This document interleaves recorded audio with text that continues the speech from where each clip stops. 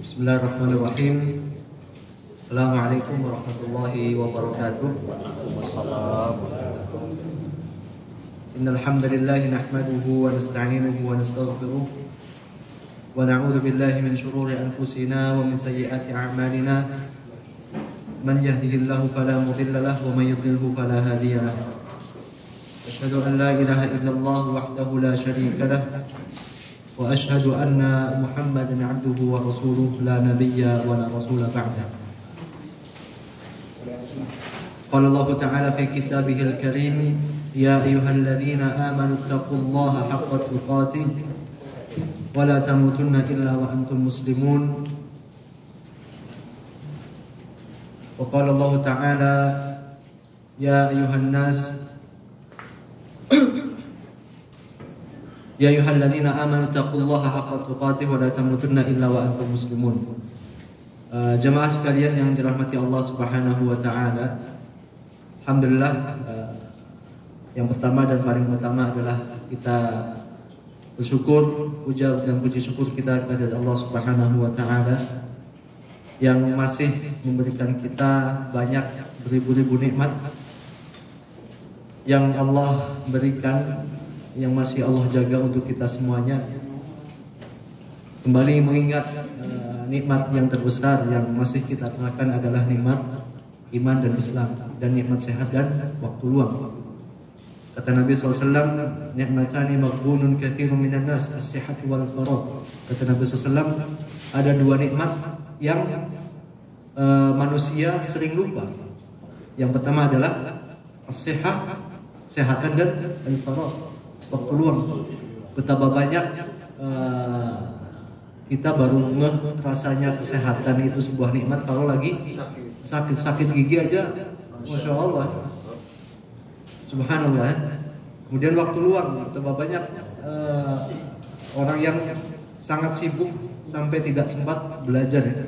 Ada juga yang waktunya nggak sibuk tapi nggak sempat juga belajar. Makanya ini sebuah nikmat waktu luang yang berkah insyaallah ta'ala buat kita semuanya. Kemudian salawat serta salam tak lupa kita junjungkan kepada baginda kita Nabi Muhammad SAW, kepada para keluarganya, para sahabatnya, para tabi'in, para atba'ut tabi'in, dan kepada umatnya hingga akhir zaman. Juga terkhusus pada hari Jumat yang mulia ini kita disunahkan ya untuk memperbanyak sholawat, memperbanyak zikir, memperbanyak istighfar kepada Allah Subhanahu wa taala. Karena insyaallah ya, amalan yang paling mudah yang bisa kita lakukan adalah zikir. Banyak Allah Subhanahu wa taala memberikan kita opsi amalan ibadah. Ada yang Allah berikan kenikmatan rezeki, bisa bersedekah, akan tapi ada juga yang Allah cukupkan dan belum bisa bersedekah, tapi seorang itu bisa memilih opsi lainnya. Banyak ya. Dan yang paling mudah, yang paling murah, tidak mengeluarkan tenaga adalah berzikir. Kita bisa duduk, kita bisa berdiri sambil berzikir, sambil di jalanan juga ya. Banyak faedahnya. Ada istighfar, ada tasbih, ada tahlil, ada tahmid. Berzikir kita setiap saat dengan mudahnya insyaallah ta'ala. Teringat sebuah hadis dari Nabi SAW, diriwayatkan dari Abu Hurairah radhiyallahu taala anhu, kalimatani khafifatani fil lisan, thaqilatani fil mizan. Kata Nabi SAW, ada dua kalimat yang sangat ringan kita ucapkan, akan tapi berat di timbangan nanti di akhirat nanti, yaitu apa? Subhanallah wa bihamdi, subhanallahil azim. Insyaallah sudah pada hafal semua ya, insyaallah. Nggak perlu ngafalin berat-berat ya. Kalau sudah pada hafal semuanya, kita bisa mengamalkannya setiap saat, setiap waktu, setiap tempat ya. Allah. Ini mungkin sebagai mukadimah.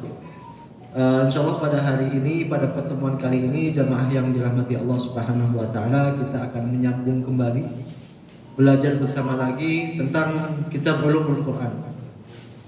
Pada pertemuan yang lalu, kalau ada dari kita yang ingat, kita membahas tentang macam-macam tafsir. Ada yang masih ingat? Ada dua. Ada tafsir bil ma'thur, ada tafsir bi ar-ra'yi.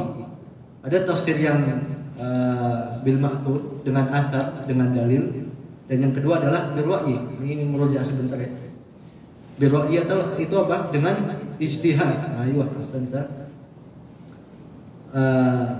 Di kedua macam ini ada perinciannya sendiri, ada hukumnya tersendiri ya. Sebagai muqaddimah ataupun merujuk sebentar. Tafsir bil ma'thur yang tafsir menggunakan dalil, yang berdasarkan dalil dari Al-Quran dan As-Sunnah, itu diperincikan lagi. Jika dalilnya itu sahih, maka kita menerimanya. Tetapi jika hadis dalilnya tidak sahih, maka kita tidak menerimanya. Kemudian dengan tafsir bil ra'yi, tafsir dengan ijtihad, itu juga ada perincian hukumnya lagi. Ada yang bil ra'yi al-mamduh, ada yang madhmum. Maksudnya apa? Kalau ijtihadnya didasarkan dengan dalil, dengan Al-Quran dan As-Sunnah, maka kita terima. Akan tapi jika menggunakan akalnya, dengan menggunakan hawa nafsunya, tidak berlandaskan Al-Quran dan As-Sunnah, maka kita tidak menerimanya. Paham ya? InsyaAllah pada kesempatan kali ini kita akan melanjutkan bab selanjutnya di kitab Dirasat fi Ulumil Quran di halaman 193. Itu judulnya Syurutul Mufassir wa Adabihi.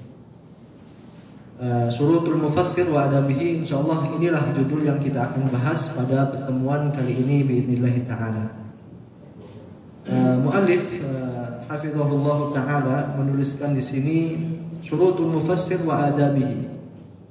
Syarat-syaratnya menjadi seorang mufassir. Mufassir itu apa?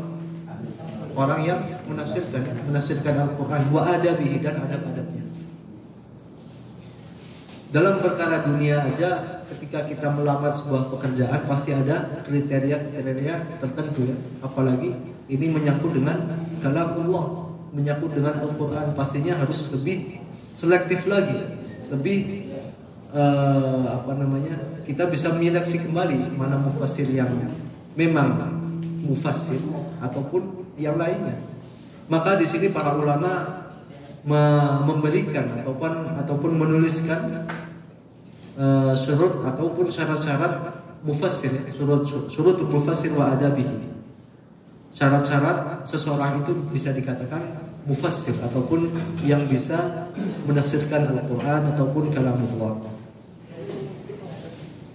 Pada hadis pertemuan yang lalu ataupun pembahasannya lalu kita sebutkan juga sebuah hadis dari Nabi Shallallahu Alaihi Wasallam, man qala fil Quran bighairi ilmin falyatabawwa maq'adahu minan nar. Barang siapa yang berkata ataupun memberi fatwa menafsirkan Al-Quran dengan tanpa ilmu, falyatabawwa maq'adahu minan nar, maka siapin tempatnya di neraka. Insyaallah ini adalah ancaman yang sangat pedih ya bagi seseorang yang menafsirkan Al-Quran, memberikan makna Al-Quran dengan tanpa ilmu ya. Terus bagaimana kita orang awam? Ya kita kembali ke ulama yang mereka ahli dalam tafsir Al-Quran. Di sini mu'allif hafizahullah ta'ala di paragraf sebelum akhir, waqad yaqulu qa'il lima wada'al ulama hadhihi syurut. Mengapa para ulama ini menentukan kriteria-kriteria yang kita bisa anggap seseorang itu mufassir? Alaisal Qur'an linnasi kafah. Kemudian mu'allif di sini bertanya kepada kita semuanya, bukankah Al-Qur'an ini diturunkan oleh Allah Subhanahu wa taala kepada kita semuanya, kepada seluruh manusia? Wa tadabburuhu wajibun 'alal jami', dan kita wajib mentadabburinya. Nah, ini beda ya. Kita bisa membedakan antara tadabbur dengan tafsir. Tadabbur ataupun tafakkur, Allah Subhanahu wa taala memerintahkan kita semua untuk mentadabburinya. Ketika kita membaca Al-Qur'an misalkan, kita buka artinya, kita bertafakkur, oh ini ternyata inna fi khalqis samawati wal ardh la ayatil ulil albab dan lain sebagainya. Ketika kita membaca artinya bahwasanya Allah Subhanahu wa taala menciptakan langit dan bumi dengan segala isinya. Ini adalah tafakur bagi kita semua. Akan tapi tafsir itu berbeda. Hal lainnya, kita mempelajari makna ataupun memberikan makna tafsirnya kepada orang lain itu hal yang berbeda, yang mana ini membutuhkan ilmu yang lebih daripada sekedar tafakur dan tadabbur. Kemudian mu'alif di sini menjawab, "Na'am, inna tilawatal Qur'an haqqun likulli muslim, lakinna tafsirahu linnas wa bayanuhu lahum laysa haqqun likulli insan." Betul bahwasanya Allah turunkan Al-Qur'an ini untuk keseluruhan manusia. Akan tetapi lakinna tafsirahu, akan tetapi tafsirnya wa bayanuhu, dan penjelasannya, laisa haqqun likulli muslim, enggak semua orang muslim berhak untuk menafsirkannya. Ka'ayyi ilmin akhar. Kemudian muallif di sini melanjutkan dengan memberikan kita contoh analogi lain. Seperti ilmu-ilmu lain, katanya faktib, seperti ilmu kesehatan misalkan. Hakun, kesehatan itu hak dari segala manusia. Kita berobat, kita ketika misalkan sakit kita berhak untuk berobat. Akan tetapi yang memeriksa, yang mengobati itu kan gak semua kita bisa, ya gak? Itu analogi yang diberikan oleh muallif di sini.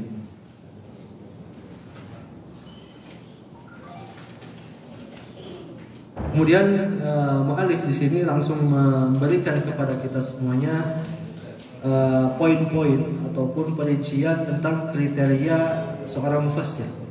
Di halaman selanjutnya, di halaman 194, wa mujmalus syurut allati wada'aha al-ulama lil mufassir hiya. Kemudian secara umum syarat-syarat yang diberikan oleh para ulama dalam hal ini adalah kriteria mufassir. Yang pertama adalah salamatul aqidah, akidah yang lurus, yang benar. Ini adalah syarat yang pertama dan yang paling utama. Fa inna man in harafat aqidatuhu bi i'tiqad ra'yan thumma yahmilu alfadh al-Qur'an alaihi. Karena akidah adalah dasar, ya. Kalau misalkan seseorang itu akidahnya ataupun pemahamannya itu lurus, pemahamannya itu tidak salah, maka ini adalah sebagai dasar dia. Akan tapi kalau udah akidahnya sudah melenceng, dia menafsirkan Al-Qur'annya juga dengan pemahaman yang melenceng juga, maka kita memperhatikan ulama ataupun mufassir yang poin pertama ini. Yang pertama adalah salamatul aqidah, akidah yang lurus. Kemudian yang kedua adalah at-tajarrud 'anil hawa. Kemudian yang kedua adalah at-tajarrud 'anil hawa, jauh dari hawa nafsunya dalam menafsirkan Al-Qur'an. Itu tetap dengan berlandaskan dalil Al-Qur'an dan As-Sunnah dan perkataan para ulama. Fa innal hawa yahmilu sahibuhu 'ala nusrati madhhabihi walau kana batilan. Karena sesungguhnya hawa nafsu itu membawa seseorang untuk condong kepada madhab tertentu yang dia bawa, ya. Jadi banyak contohnya. Walau kana batil, apalagi madhab itu madhab yang batil. Seseorang itu bisa menemukan sebuah kebenaran, akan tetapi dia enggan untuk mengikuti kebenaran tersebut. Karena apa? Karena dia tercondong dengan madhabnya, dengan kelompoknya misalkan. Ini adalah masalah tersendiri, ya, yaitu menolak kebenaran karena memang dia condong dengan komunitas atau kelompok dia yang di atas kebatilan tersebut. Ini juga disinggung oleh para ulama dalam kriteria mufassir di sini. Kemudian jemaah Bapak Ibu semuanya yang dirahmati Allah Subhanahu wa taala, yang ketiga adalah an yakuna al-mufassir 'aliman bi usul tafsir. Yang ketiga adalah seorang mufassir harus mengetahui ataupun ahli dalam usul tafsir. Apa usul tafsir? Ya ini yang kita pelajari saat ini. Misalkan kita nanti akan belajar atau di awal-awal kita belajar tentang apa itu Al-Qur'an, apa itu asbabun nuzul, ya. Ini adalah termasuk ulumul Quran, dan nanti kita akan belajar tentang mutlaq wal muqayyad, mantuq wal mafhum misalkan, kemudian am wal khas. Itu nanti kita pelajari di pertemuan selanjutnya bi'idznillah ta'ala. Perhatikan ya, mu'alif di sini menggunakan kata an yakunal mufassir aliman. Aliman, bukan an yakunal mufassir ya'lam ya. Harus alim, harus benar-benar ahli ya. Bukan hanya sekedar mengetahui ilmu usul tafsir, akan tapi harus ahli ya. Aliman bi usul tafsir. Ini syarat yang ketiga. Kemudian yang keempat, an yakuna aliman bil hadits riwayatan wa dirayatan. Kemudian seorang mufassir harus ahli dalam bidang hadis juga. Dalam bidang hadis riwayah wa dirayah. Ada yang tahu riwayah dirayah itu apa? Riwayatan wa dirayatan. Lebih simpelnya sanad dan matannya. Sanad itu apa? Silsilah ya. An Abi Hurairah, an siapa lagi? An itu namanya riwayah. Kemudian sanad itu sanad. Kemudian kalau matan hadisnya. An Umar bin Khattab radhiyallahu ta'ala anhu qala innamal qala Nabi sallallahu alaihi wasallam innamal a'malu binniyat. Nah, itu namanya matannya. Kalau an-anannya itu berarti namanya sanad. Apa hubungannya seseorang mufassir itu harus ahli dalam bidang hadis, padahal dia menafsirkan Al-Quran? Kenapa? Kenapa, ada yang tahu? Kan dia mau menafsirkan Al-Quran, bukan menafsirkan hadis. Hanya menjelaskan Al-Quran adalah hadis. Ayo, sahih, karena hadis itu adalah salah satu fungsinya adalah menjelaskan Al-Quran, mubayyinah lil Quran. Al-Quran dan hadis adalah dua hal yang tidak bisa dipisahkan ya. Kita mendapati suatu ayat dan tafsirannya di hadis misalnya. Sekarang ayat tentang sholat, berapa rakaat, berapa waktu disebutkan.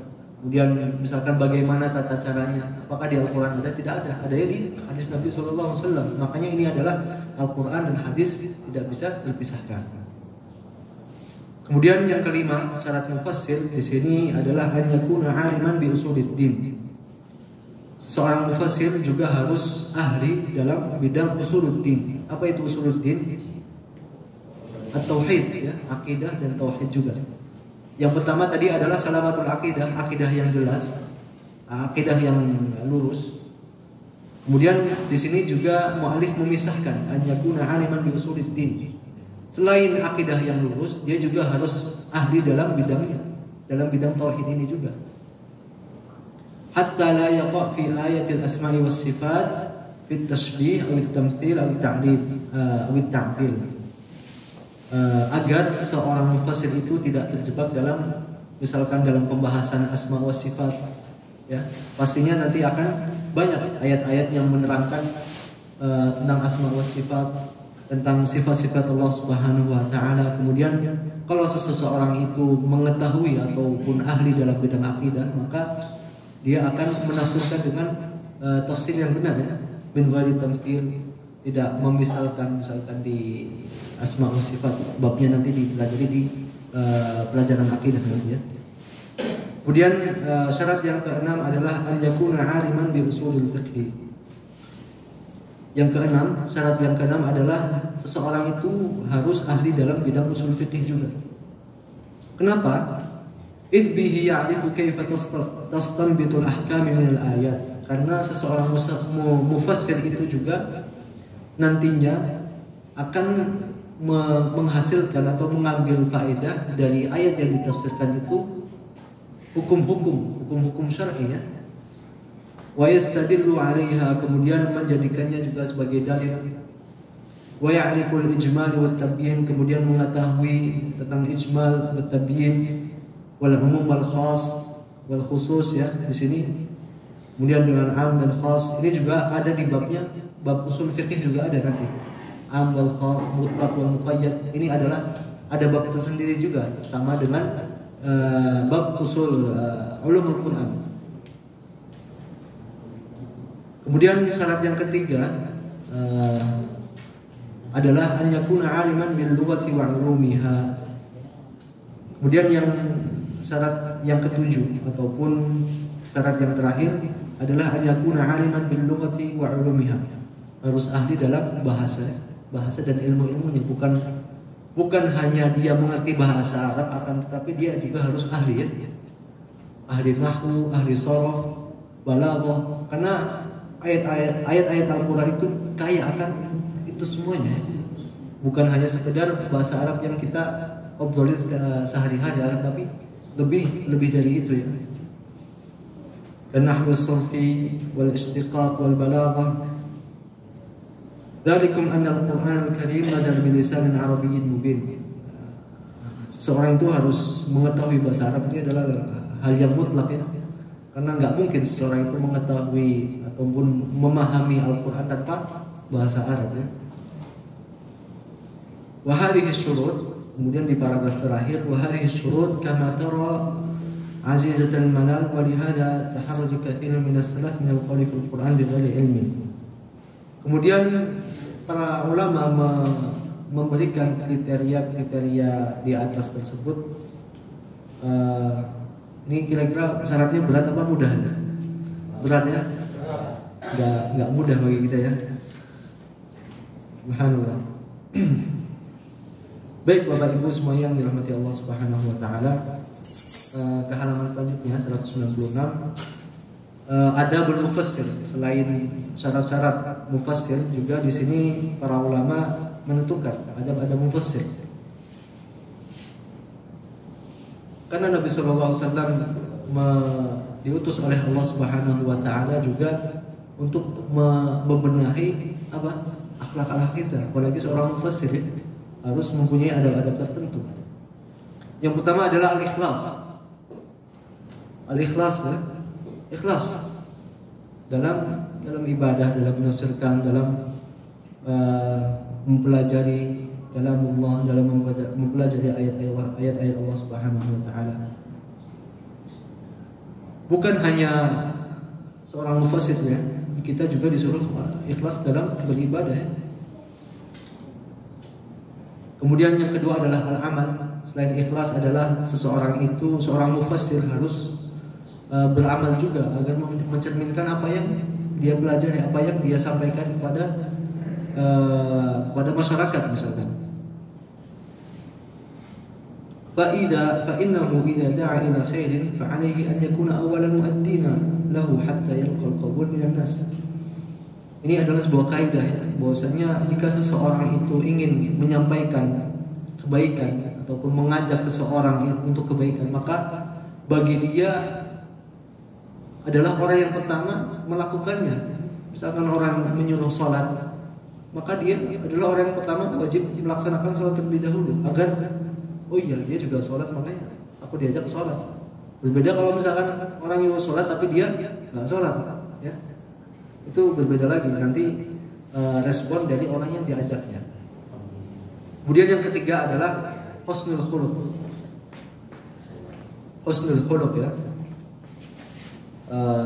Husnul khuluq, akhlak yang baik, ya. Akhlak yang baik.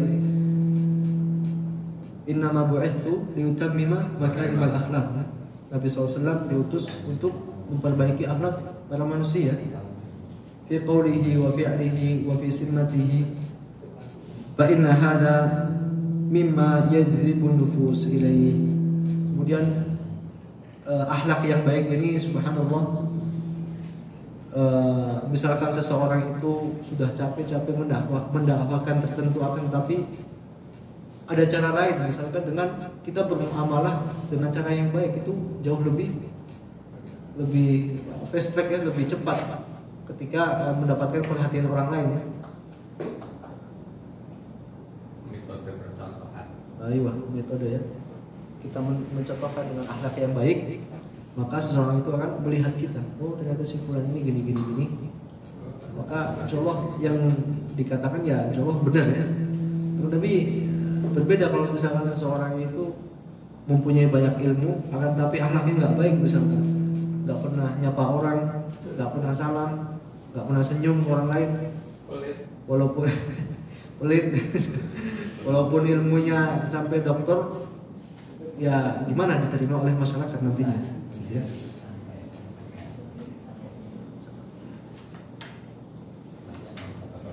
Toyib, karena masih ada waktu, kita bahas juga bab selanjutnya, ya, yaitu tentang al-wahyu di bab atau halaman 198. Coba kita bahas muqaddimahnya dulu tentang wahyu ini. Kita baca mu'alif di sini menuliskan hajatul basyari ilaih. Al-wahyu, wahyu ya, di bahasa Indonesia juga artinya wahyu. Hajatul basyari ilaih. Kemudian mu'alif di sini membuka dengan mengatakan hajatul basyari ilaih. Manusia, kebutuhan manusia kepada wahyu. Khalaqallahu subhanahu wa ta'ala al-insana fi ahsani taqwim wa rakibahu ahsana tarkib wa ja'alahu min jasadin wa ruh. Allah subhanahu wa ta'ala menciptakan manusia dengan fi ahsani taqwim, dengan sebaik-baik penciptaan. Di ayat apa?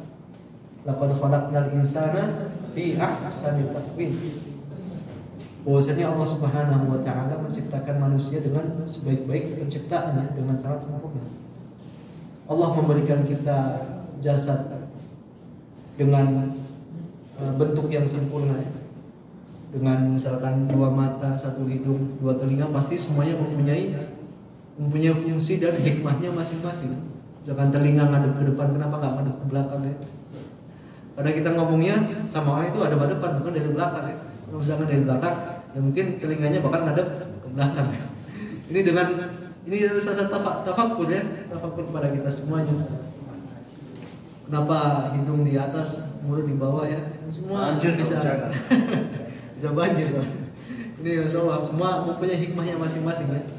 Laqad khalaqnal insana fi ahsani taqwim, dengan penciptaan yang sangat sempurna, ya.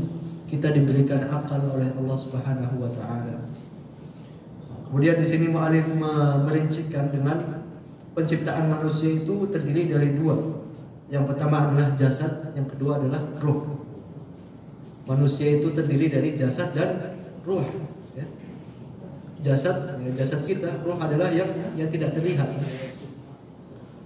Qala ta'ala id qala rabbuka lil malaikati inni khaliqun basharan min tin fa idza sawaituhu wa nafakhtu fihi min ruhi faqa'u lahu sajidin. Ini adalah ayat tentang penciptaan manusia. Id qala rabbuka lil malaikati, ketika Allah Subhanahu wa ta'ala mengatakan kepada para malaikat, sesungguhnya aku menciptakan manusia itu dari tanah, ya, yang tin. Fa idza sawaituhu wa nafakhtu fihi min ruhi faqa'u lahu sajidin. Kemudian ketika penciptaan itu telah sempurna, wa nafakhtu fihi min ruh, kemudian aku meniupkannya ruh, ya, pada jasad manusia. Faqa'u lahu sajidin. Kemudian para malaikat itu disuruh untuk sujud kepada manusia. Sangat mulia ya manusia. Tentunya bukan sujud peribadatan, akan tapi takdiman, kemuliaan, memuliakan. Wa hina nata'ammal fi ghada kull min hadain al-unsurain. Kemudian ketika kita mengetahui bahwasanya manusia itu terdiri dari jasad dan ruh, maka 2 unsur ini membutuhkan yang namanya makanan, ya, yang namanya gizi. Tubuh kita, kalau kita nggak makan itu gimana jadinya? Sakit, lemes, ya, mulai, dan akhirnya mati kalau misalkan kita nggak makan. Tayyib, ini adalah tubuh kita memerlukan makanan, memerlukan gizi, ya. Kalaupun gizinya atau makannya yang kita konsumsi tidak baik, akan berdampak juga pada tubuh kita. Dan 2 unsur ini dua-duanya membutuhkan yang namanya makanan, ya, makanan yang dikonsumsi. Kalau jasad kita membutuhkan makan misalkan nasi, roti ataupun sayur-sayuran, buah-buahan, juga roh kita juga membutuhkan yang namanya makanan yang dikonsumsi oleh roh kita.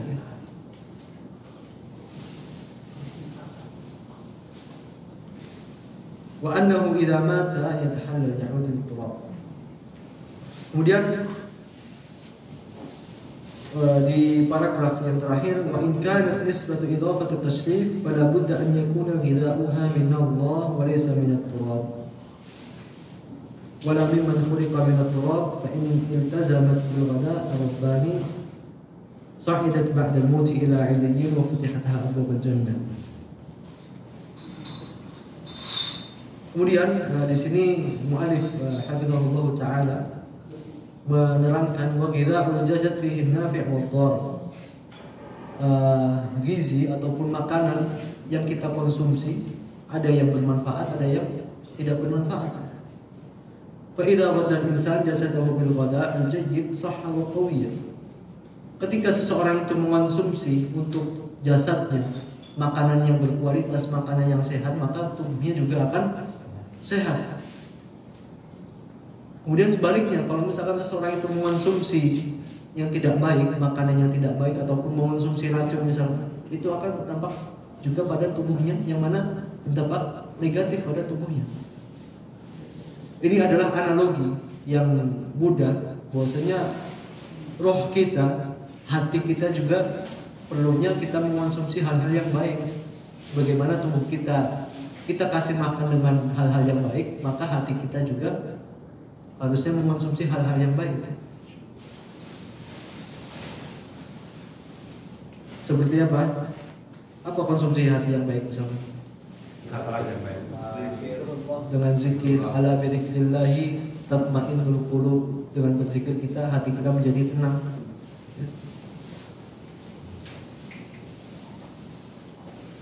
Kemudian mu'alif di sini mengutip sebuah ayat di surat Taha, wa man a'rada 'an dzikri fa inna lahu ma'isyatan dhanka wa nahsyuruhu yawmal qiyamati a'ma.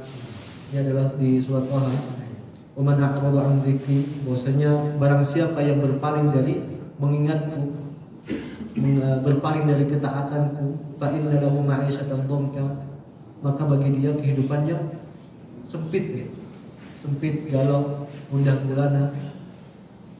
Kalau misalkan kita lagi galau banyak masalah, berarti mungkin kurang zikir ya. Karena Allah Subhanahu wa taala memberikan kita tips ya, ala bidzikrillahi tatma'innul qulub. Hati kita jadi tenang dengan berzikir. Idan fa inna 'ala al-insan an yahris 'ala ikhtiyar ghidha'i ruh. Maka bagi manusia semuanya ya, kita harus memilah dan memilih apa yang dikonsumsi oleh roh kita, apa yang dikonsumsi oleh hati kita ya. Harus pilih-pilih. Kita misalnya dikasih makanan, kita juga harus pilih-pilih, maka bagi hati kita juga harus lebih teliti ya.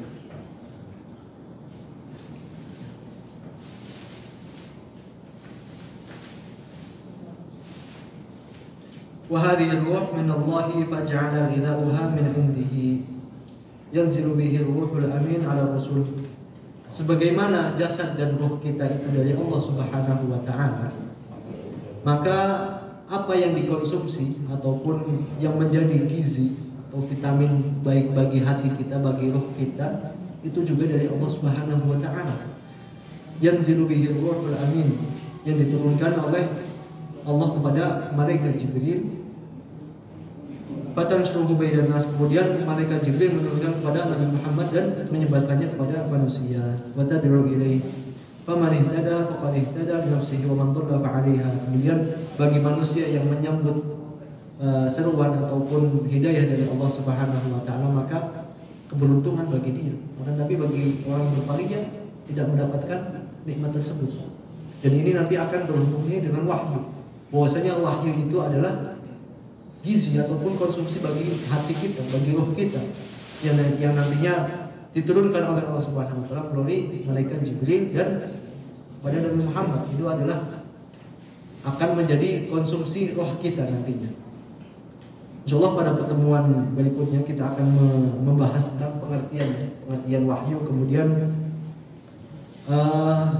berkaitan dengan wahyu, apa itu wahyu, bagaimana Allah Subhanahu wa taala memberikan wahyu kepada nabinya Nabi Muhammad SAW ataupun kepada para nabi-nabi yang lainnya yang diutus oleh Allah Subhanahu wa taala.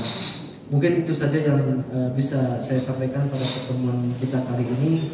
karena nanti ada Abu Bakar yang akan memberikan sesuatu bagi kita semuanya. Baik, kita tutup dulu ya buatnya. Kita tutup pertemuan kali ini dengan doa kafaratul majlis. Semoga apa yang kita sampaikan bisa bermanfaat kita semuanya. Subhanallahumma wa bihamdik, asyhadu an la ilaha illa anta, astaghfiruka wa atubu ilaik. Assalamualaikum warahmatullahi wabarakatuh.